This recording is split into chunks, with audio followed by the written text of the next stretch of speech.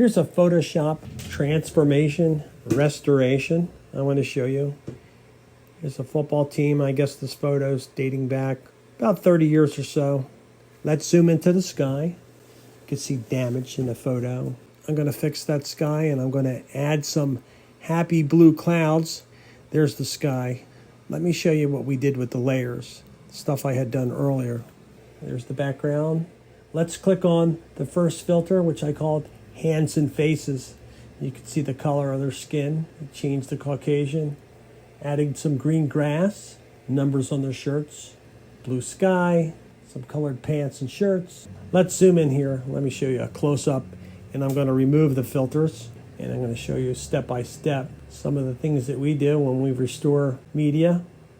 So here's the first thing, hands and feet. They're legs too.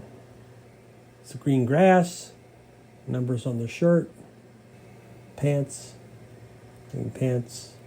This is their clothes and other body parts. So there you have it.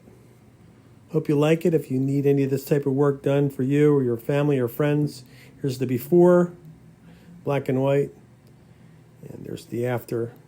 Tommy Productions Media Services, TommyProductions.com.